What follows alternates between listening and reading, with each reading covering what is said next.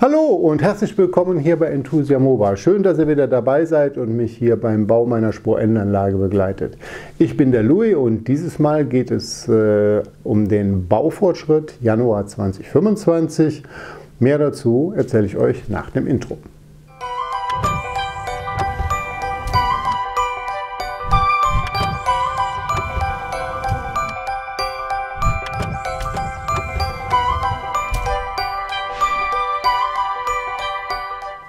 Ja, es gibt einen weiteren Baufortschritt. Januar 2025 habe ich hier auch ein bisschen was rumgebrasselt. Dieses Mal geht es wieder um den zweiten Teil, um das Eckmodul und zwar um den sichtbaren Bereich. Da habe ich mich wieder mal um Gleise verlegen gekümmert, aber diesmal wird auch geschottert. Ich habe auch die Gleise gealtert, mit einer etwas anderen Methode vielleicht. Dann habe ich die ersten Landschaften oder Landschaftsfragmente schon mal aufgesetzt. Das Ganze elektronisch angeschlossen, im Terrain-Controller aufgebaut. Dann auch die Belegmelder und die Decoder eingerichtet und. Am besten schaut ihr euch erstmal selber an und nach dem Video sehen wir uns wieder. Gut, dann gucken wir uns doch mal an, was wir jetzt im letzten Monat Januar gemacht haben. Kunststück, der Film heißt zweiter Teil vom Eckmodul, also handelt es sich hier. So, das sieht jetzt erstmal nicht spektakulär aus, was man da so sieht. Aber da war schon doch ein wenig Tüftelei und Hirnschmalz mit drin. So, wie man sehen kann, habe ich hier auch jetzt die sichtbaren Gleise verlegt. Die sind geschottert, die sind gealtert, aber da kommen wir gleich nochmal drauf zu. Hier hinten leuchtet was. Das ist jetzt erstmal nichts Besonderes, wird aber dann etwas Besonderes. Denn diese einzelnen Topologien, diese einzelnen Landschaftsteile, die kann ich jederzeit rausnehmen. So wie hier. Das gucken wir uns gleich mal noch ein bisschen genauer an. Auch den mittleren Teil kann ich rausnehmen. Und auch oben den beleuchteten Teil. Und es kommt kein Kabel mit und das Ding leuchtet trotzdem. Und nein, es läuft nicht mit Batterie, sondern es ist über Magnete, habe ich da rumgetüftelt. Es ist aber tatsächlich noch im Tüftel- und Pilotstatus. Von daher gehe ich in diesem Film noch nicht drauf ein. Ich habe da für mich noch nicht die ideale Lösung zu gefunden. Und sobald ich die habe, zeige ich euch die natürlich gerne. So, was haben wir noch? Ja, es würde hier, die Lok leuchtet, ne? Das heißt, da ist auch irgendwas passiert.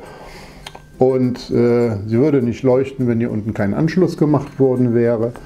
Ich habe wie in jedem Segment, so auch auf diesem Segment 4, führe ich sämtliche Fahrspannungen und sämtliche Betriebsspannungen aus. Das heißt, ich habe ja im Grunde Booster 1, Booster 2 und die Zentrale in jedem Segment liegen.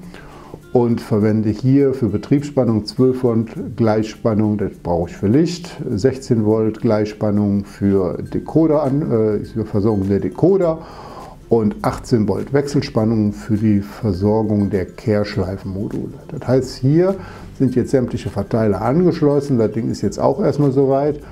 Das wachsame Auge sieht aber, dass der eigentliche Stecker nach oben rausgeht. Das würde ja bedeuten, dass ich das Modul hier nicht abheben könnte, weil hier sind die Kabel ja fest. Also warum habe ich das so rum gemacht? Also zum einen, das Kabel wird auf der anderen Seite hier unten drunter, ist ja die zentrale Verteilung, die zentrale bzw. Versorgung. Da wird die ausgestöpselt und dann wird das hier hinten, da kann man es sehen, Moment, da wird das Kabel dann rausgezogen.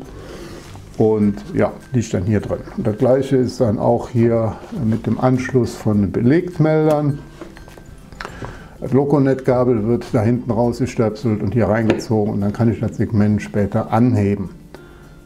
Das hat auch was mit dieser kleinen süßen Öse zu tun, aber das ist auch nicht Bestandteil von diesem Film. Da bereite ich auch noch was vor und sobald ich das fertig habe, zeige ich euch das natürlich auch. So, jetzt aber zurück zu den Steckern. Warum kommen die Stecker nach oben hin? Ja, ganz einfach. Sollte mal mit dieser Fahrspannung hier was sein, dann kann ich mir jetzt eine riesige, Suche an den Hals hängen. Oder aber ich kann sagen, ich stöpsel einfach um und nutze eine andere Fahrspannung, ja, oder eine andere Versorgungsspannung. Also das ist wesentlich einfacher und von daher, ja, ich will nicht sagen fehlerfreier, aber man kann sich halt schneller helfen, ne? Ja, was habe ich noch gemacht? Ich habe auch die sichtbaren Teil, der ist jetzt, wie man hier sehen kann, geschottert. Und wenn man genau hinguckt, dann sieht man, dass auch die Gleise gealtert sind. Kann man vielleicht von der einen Seite hier noch ein bisschen besser sehen. Wartet mal, ich fahre mal ein bisschen näher ran. So, das soll jetzt, glaube ich, erstmal genug sein. So kann man es sehen. Also zum einen sieht man, dass der, wo ist der Finger? Da ist der Finger.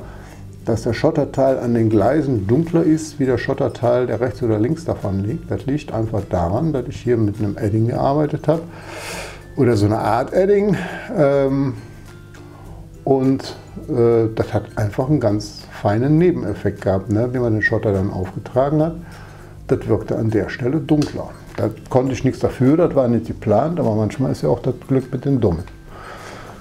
Gut, also hier kann man ganz gut sehen, das ist also schön gealtert an der Stelle. Oben die Köpfe sind alle frei. Das gefällt dem Papa richtig gut. So, an der Stelle möchte ich euch mal was zeigen. Ich habe hier verschiedene Arten von Übergängen. Immer dann, wenn es einen Übergang von einem Segment zum anderen geht, hier auf meiner Anlage nutze ich dann hier diese Übergangsplatinchen, die habe ich ja schon mal in einem anderen Film gezeigt. Da wird letztendlich die Schiene fortgeführt und wenn die hier schon teilweise fortgeführt wird, also der Teil dann hier verklebt ist, dann wird hier mit einem Dremel gearbeitet, getrennt und dann habe ich auch die Trennung vom Segment. Das gleiche habe ich da hinten auch mal gemacht. So, da habe ich mir nur ein kleines so ein Behelfsmittelchen genommen. So, ne, da habe ich einen kleinen Winkel da unten dran gemacht, damit, wenn ich das Modul mal ausbaue, jetzt noch hier im mein Baustadium, damit ich dann nicht irgendwo hängen bleibe und mir zufällig dann die Schiene rausreiße. Deshalb habe ich da unten erstmal so einen kleinen Winkel dran gemacht, wie man hier sehen kann, und das Schienchen da weitergeführt. Aber auch hier nutze ich dann diese Übergangsplatine, die habe ich hier an der Stelle ein bisschen gedunkelt. Da komme ich aber nachher in der Bilderserie auch nochmal drauf ein. Auch der Teil wird später dann mit dem Dremel getrennt werden und dann habe ich dann eine saubere Trennung vom Segment. Es gibt aber auch andere Varianten, die habe ich noch. Wartet mal, da muss ich euch gerade mal was zeigen. Und zwar ja, im nicht sichtbaren Bereich. Jetzt gehe ich einfach mal nach unten. So, da habe ich mir so ein Schienchen jetzt hingelegt. Wenn ich die beiden Segmente voneinander trennen würde, dann ziehe ich hier das Stückchen Schiene zurück. So kann man sehen, zack. Und zwar nutze ich dafür einfach hier von Minitrix dieses Variogleis. Ne, andersrum. Das Variogleis von Minitrix, da kann man halt ein bisschen rausziehen. Und wenn ich das rausziehe, dann ist sowohl der Anschluss als auch der Anschluss vom Hängenbleiben nicht gefährdet. Ne? Da reiße ich mir also die Schienen dann auch nicht mit raus. Und dann gibt es letztendlich noch eine andere Variante. Hier gibt es halt die mit den Isolationen. Das liegt einfach daran, warum mache ich da jetzt einen Isolationsverbinder? Ganz einfach, der Block endet da. Ne? Und der wird dann nach hier weitergeführt, kommt noch eine Brücke hin. Oder aber die Variante, hier wird der Block weitergeführt, der endet nicht hier, da wieder oben, sondern, also habe ich mir ein Stück weit Flexgleis übrig gelassen.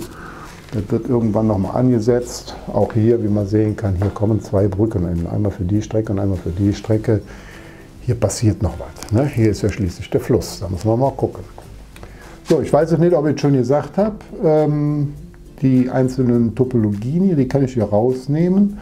Und dann muss ich mir überlegen, wie ich die festmache. Das habe ich halt hier mit so 3 mm Hartfaserplättchen gemacht. Die habe ich an der Trasseseite festgeklebt. Ja, und hier vorne wäre ich im luftleeren Raum gewesen, also habe ich mir hier eine kleine Säule hingebastelt. So, und jetzt kann ich dann auch entsprechend das Teil hier schön ablegen. Ne? Und wenn ich brauche, wieder rausnehmen. Ja, so der Plan. Jetzt komme ich nochmal zu dem dunklen, beziehungsweise dunkeln ist Jod, zu dem Altern von den Gleisen. Das habe ich nicht, wie oft gezeigt wird, mit Airbrush gemacht, sondern Airbrush ist hier für mich ein Thema, wo ich sage, zum einen müsste ich mir alles neu anschaffen, das wäre vielleicht noch überschaubar. Das andere ist, ich bin aber nicht so der Lackfreund. Ne? Ich bin weder geeignet zum großartigen Rumpinseln, wenn nicht so, und ich möchte das ziemlich genau haben. Das ist nicht so meine Welt, mit Lacke da zu arbeiten. Zumindest nicht, dass, wenn es jetzt hier auch an elektrischen Teilen geht, das ist nicht so mein Ding. Dann habe ich mich damit beschäftigt und habe mir halt was anderes gesucht und habe einfach mal ein bisschen rumgetüftelt. Dann habe ich hier einen ganzen Sack voll, habe ich mir verschiedene Brauntöne wasserfester Stifte zukommen lassen und letztendlich sind die hier geworden. Da gibt es von der Firma Woodland Scenic, da gibt es einmal so einen Rusty-Ton oder einen Stilton. Das ist halt in der Farbe Unterschied. Das eine ist mehr rostig, also tatsächlich sieht auch sehr gut aus und ganz, ganz wichtig, es deckt. Wenn man zum Beispiel einen ganz normalen wasserfesten Stift nimmt, den ich dann auf eine Schiene auftrage, dann ist der zwar an der Stelle, hat er die Farbe angenommen, aber die Schiene hat immer noch einen metallischen Effekt und das will ich ja halt nicht haben. Das heißt, es taucht nichts. So, die Varianten hier gehen und hier war ich etwas überrascht. Es gibt auch einen Edding 8900. Das ist aber kein Standard-Edding, sondern das ist so ein Möbelmarker. Der ist auch wasserfest und der hat erstaunlicherweise genau auch einen wunderschönen Farbeffekt. Und das ist der Stift meiner Wahl, mit dem ich dann diese Gleise gealtert habe. Ja. War ein bisschen was zum Tüfteln, zum Testen, zum Ausprobieren. Da mussten wir ein bisschen Geduld haben, bis auch die ganzen Stifte irgendwann mal zusammen waren. Und irgendwann war ja auch mal gut. So zur Info, also so ein Dingsstift hier, der liegt ungefähr bei 8 €. Der von Edding und die anderen Kollegen hier, die aus der Modellbahnwelt kommen, also von Woodland Scenic, die liegen im Schnitt so um die 12 € pro Stück. Gut, das kann man sicherlich nicht machen, wenn man so eine Mörderanlage hat. Da würde man sich wahrscheinlich doch dann irgendwie mal für Airbrush entscheiden. Aber meine Anlage ist nochmal hier zur Wiederholung von dem Teil bis dahin in der Ecke, das sind 3 Meter und von der Wand bis hier vorne hin sind 2 Meter. Das ist nicht so viel an Gleismaterial, was da sichtbar ist, und dann kaufe ich lieber 2 oder 3 Eddings und dann bin ich damit durch und dann brauche ich keine, wie soll ich sagen, da brauche ich keine Airbrush-Anlage für haben. Jetzt kann man drüber nachdenken, ob man dann sagt, naja, vielleicht willst du auch deine Häuschen altern. Aktuell habe ich das noch nicht vor. Aber mal gucken, wo die Reise hingeht. So, ihr habt vorhin gesehen, die Lok hat geleuchtet. Ne? Sie leuchtet, das macht die nicht so runter, weil der Louis da irgendwelche Batterien drunter geklemmt hat. Nein, das ganze Eckmodul ist auch schon im Train Controller integriert. Die Blöcke sind angelegt und da oben kann man sehen, die böse, böse Lok, die hat da schon den Block belegt. Also da tut sich was.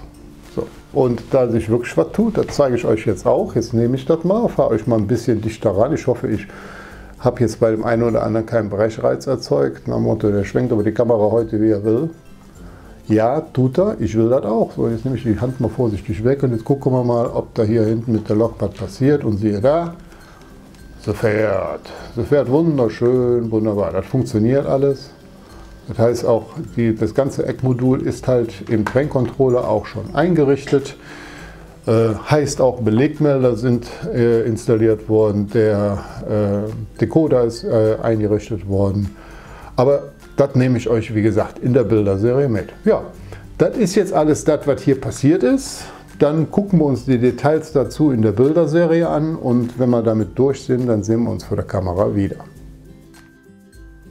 Also diesmal ging es halt um die oberen sichtbaren Schienen. Das sind halt hier die beiden Kurven, die man ganz oben sieht. Und doch bevor es den eigentlichen Bau ging, habe ich erstmal Weichen getestet und zwar ausgiebig noch aufbereitet, damit die Zungen entsprechend scharf an den Außengleisen anliegen. Und an den Anschlussgleisen habe ich die Schienenverbinder so präpariert, dass ich sie wegschieben kann, zwar gänzlich. Warum? Weil ich die Schiene später einfach mal oder die Weiche immer noch mal ausbauen möchte, falls mal was ist. Ja, dann habe ich eben die Anschlussgleise erstmal verlegt und die Weiche später hier eingebaut, die Schienenverbinder zurechtgeschoben und dann ging es weiter. Weiche wieder raus. Hier unten ist eine Markierung, da muss ein Loch rein. Warum? Weil das Kabel halt verschwinden muss irgendwo. Ja, ausgestanzt den Gummikork, anschließend gebohrt. Und dann bleibt halt immer so ein kleiner Maulwurfshügel übrig, der muss dann letztendlich auch weg. Und nachdem der dann wieder gesäubert wurde, habe ich die Schiene oder die Weiche, warum sage ich eigentlich immer Schiene, die Weiche wieder eingebaut und hier die Anschlusskabel auch noch schwarz mit einem Edding lackiert. Ich möchte es halt nicht so farbig sehen haben. Anschließend habe ich die Kabel verlegt über die bekannten Wege und am Decoder hier angeschlossen. Dann habe ich die Anschlussgleise erstmal fertig gemacht und wie man hier sieht, führe ich die Kabel in der Mitte nach unten hinweg. Die werden dann auch schlichtweg durchgebohrt, auch hier dann später irgendwann mal wieder die Maulwurfshügel entfernt. Hier, das ist ein Übergangsstück und warum ich dieses Übergangsstück brauche, das mache ich an der Außenseite dran, liegt ganz einfach daran, das wird ein Übergang von einem Segment zum anderen im sichtbaren Bereich. Und da nutze ich diese Übergangsplatinchen, die ich dann früher auch schon mal benutzt habe. Hier habe ich die Schwellen, die entfernt werden müssen, erstmal markiert, dann entfernt, dann das Ding drunter geschoben. Ja, und anschließend festgelötet. Die Lötstellen habe ich wieder mit einem Edding geschwärzt, sodass das später so aussah. Ja. Warum habe ich da das Brettchen drunter gemacht? Naja, wenn man halt mal anstößt, ne, damit halt nichts passiert. Dann das übliche halt wieder Kabel verlegen durch die bekannten Kabelkanäle und dann die Schienen, die Anschlussstücke entsprechend auf, in Anführungszeichen, Normbreite gebracht. Bei mir ist dazwischen 3,6 cm. Ja, und hier hinten musste ich erstmal nach unten, da kann man es sehen, eine Gewindestange reinbringen. Und die Gewindestange habe ich an der Außenwand mit so einer Hohlschraube oder so einer Hohlöse, wo man die Gewindestange reinschrauben kann, geschraubt, auf der anderen Seite gestützt. Jetzt musste ich mir beim Energieversorger meines Vertrauens doch erstmal Kabelnachschub holen, damit es dann hier anschließend wieder weiterging. Ja, nachdem ich dann die einzelnen Anschlüsse da auch wieder auf den Belegmelder in bekannter Form, das hatte ich ja beim letzten Mal schon aufgelegt habe, ging es an die Bahnhofszufahrt. Die wurde jetzt auch verleimt und verschraubt. Damit sind die Schrauben auch verschwunden. Anschließend hier der Gummikork drauf. Dann noch ein bisschen schwere Kost, damit der Gummikork nochmal nachdenken kann, was er dann später so machen muss da unten.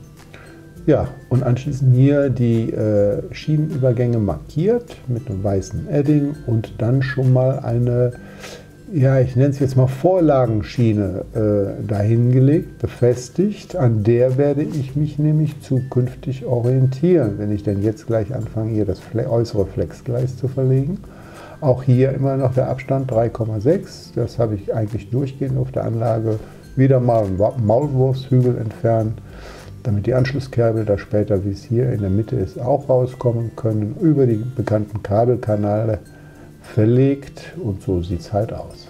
So, dann anschließend habe ich dann dieses Flexgleis, wie ich es immer mache, mit Sekundenkleber alle 5 bis 10 cm verklebt, beschwert, denken lassen, trocknen lassen.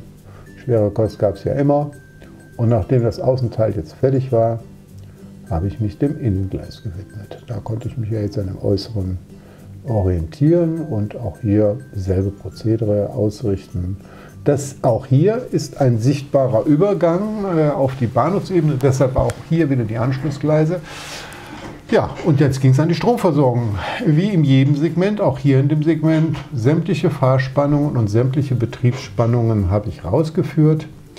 Ich kann überall abgreifen und ja, hier auf der Hauptplatine werden sie dann einfach auch mit Steckern einfach aufgesteckt und damit ist die Versorgung schon mal sichergestellt. Dann hat die Verdrahtungsarbeitung stattgefunden, die Verteiler wurden angeschlossen und anschließend hier im Train-Controller das komplette, ja, sichtbare Teil erstmal dargestellt und hier der eingekreiste Teil. Das ist das Eckmodul.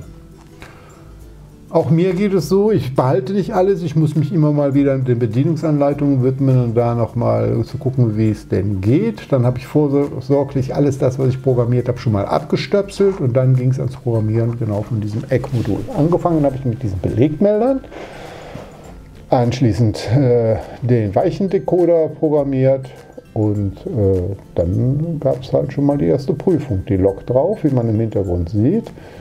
Sie fuhr auch, sie fährt auch, habt ihr ja im Video gesehen. So, dass das erstmal alles parat ist. Ja, dann bin ich hingegangen und habe sämtliche Blocklängen wirklich händisch ausgemessen, damit ich sie anschließend hier im Train-Controller von wegen Brems- und Halteabschnitte eintragen kann. Und dann bin ich zum Bahnhof gefahren. Was macht man am Bahnhof? Nein, nicht das, was ihr denkt. Gleise gucken. Ich habe mir hier die Gleise angeschaut, weil ich einfach mal wissen wollte, wie die denn so aussehen. Denn auch bei mir stand das Thema Altern der Gleise im sichtbaren Bereich an und ich würde das gerne machen. Will das aber anders machen und zwar nicht mit Airbrush, weil ich glaube, für meinen Anlagenteil und meine Verhältnisse kann ich das hier gar nicht. Ich wüsste gar nicht, wo ich hier rumbrushen sollte, ohne Krach mit meiner Holden zu bekommen. Ja. Dann habe ich mich nämlich auf die Suche gemacht und wollte einfach wasserfeste Stifte ausprobieren. Das sind sie letztendlich geworden in verschiedensten Varianten, mit Grundierung, ohne Grundierung, verschiedenste Farbtöne und. Letztendlich sind es die 3 hier geworden. Die habe ich euch ja vorhin schon mal vorgestellt. Das sind die, die ich hier auf meiner Anlage verwenden werde. Und tatsächlich habe ich hinten den Möbelmarker benutzt. Den man hier sieht, wenn er frisch aufgetragen ist, ein relativ helles Braun hat, aber wenn er ausgetrocknet ist, wirklich schön nachdunkelt und dem Original ziemlich nahe kommt. Danach habe ich die Oberflächen nochmal frei gemacht, damit auch später die Kontakte gegeben. Ja, und so sieht es halt aus. Ich glaube, das kommt dem Original schon ziemlich nah und es hat nachher, wie ihr gesehen habt, auch einen angenehmen Nebeneffekt. Ja, jetzt ging es ans Schotter. Bestimmte Variante habe ich nicht. Ich habe mir da was selber zusammengemixt, weil ich irgendwo verschiedene Schottersorten hatte. Die habe ich dann zusammengewürfelt und das reicht für meine Anlage komplett aus. Den Schotter auftragen, auch in altbekannter Form unter verschiedensten Varianten. Entweder mit so einer Schotterhilfe und so einer Bürste oder aber ich gehe schlichtweg mit einem Teelöffel hin und fülle dann entsprechende Bereiche aus, nehme mir dann noch einen Pinsel und ja, verteile das Material so, wie es mir halt gefällt. Dann nochmal mit der Schotterbürste drüber und anschließend sieht es halt so aus und jetzt kann geträufelt werden. Das mache ich dann auch mit so einer Mega-Pipette, ja, schön Schwelle für Schwelle, schön Stück für Stück. Das sieht dann erstmal so aus, es wirkt dann ziemlich blau, aber versprochen, es dunkelt nach und es sieht bei mir wirklich eher dunkelgrau aus, wenn es denn hier trocken ist. Ich hoffe, auf der Kamera konnten wir es vorhin sehen, hier auf den Bildern kann man es nicht sehen. Wichtig für mich war, alle Weichen werden bei mir frei bleiben, insbesondere da, weil man sie entweder ausbauen will oder aber damit die beweglichen Teile nicht ja, gestört werden. Auch hier, das ist der Innenkreis, die Zufahrt zum Bahnhof. Mal vorbereitet. Und jetzt ging es an das Thema Verdecken. Wie verdecke ich denn die Teile da? Also, so, da habe ich mich halt für Styrodurplatten entschieden. Diese Styrodurplatten, das sind 1 cm starke Platten. Die habe ich mir dann für die Anlage entsprechend angepasst und zurechtgeschnitten. Hier mit Böschung, teilweise auch Splitter. Da hinten kommt sie dann hinten entsprechend rein. Das war mir aber noch zu flach, da musste noch eine Ebene drauf. Also habe ich eine zweite darum gebastelt, die dann schlichtweg mit Holzleim verklebt. Da kann man sicherlich auch andere Klebstoffe für nehmen, aber Holzleim funktioniert halt genauso gut. Muss ein bisschen Geduld mitbringen, da trocknet dann durch, funktioniert. Ein paar Nägelchen rein, die kann man später wieder rausnehmen, aber erstmal, damit die Formen sich nicht verschieben, dann beschwert, auch hier wieder schwere Kost. Und wie schaffe ich eine Stütze? Dazu mache ich halt hier aus Hartfaserplättchen 3 mm so kleine Stücke fertig. Und eine Seite wird verleimt, die andere bleibt frei. Und der verleimt wird, der wird schlichtweg hier an dem Trassenbrettchen aufgeklemmt.